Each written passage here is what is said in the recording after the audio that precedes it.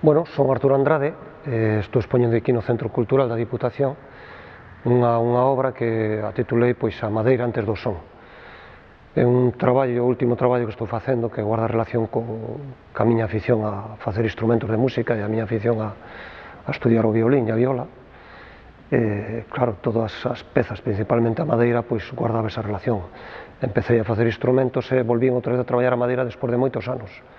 Igual hasta máis de 10 ou 12, non sei, xa perdín a conta, porque fai anos que traballaba máis ben o bronce, e moito tempo traballei a pedra, e a madeira tiña abandonada desde fai 10 ou 15 anos, non sei, xa non teria que mirar a ver.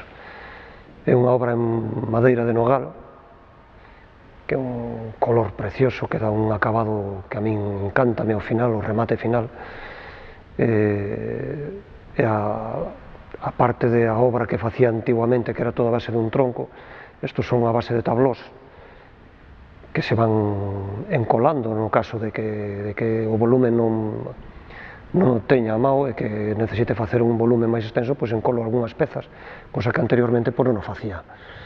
A pedra é unha pedra moi típica do País Vasco, que é onde estou residindo por temporadas moi largas.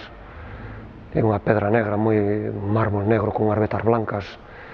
Personalmente ten un acabado precioso, e hai outras que noutros casos consíguense un gris con moito color rojo.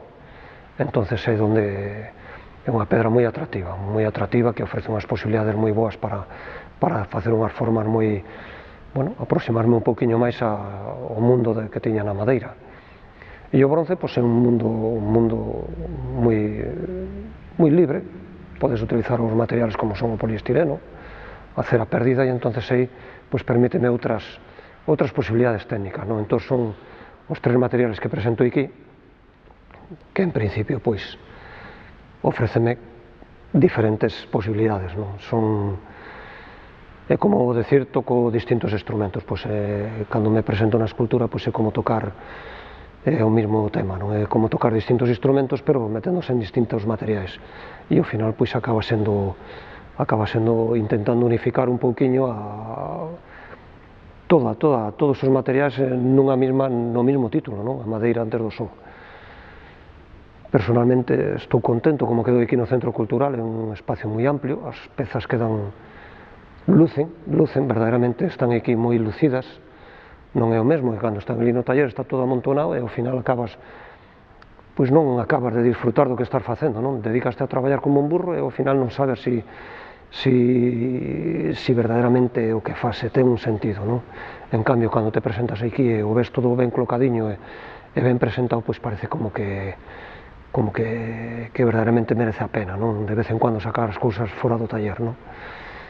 Pouco máis, espero que se disfrute da obra como disfrute de outra facendo. Moi agradecido aquí á Deputación, ao Centro Cultural, de colocar a obra como a colocaron.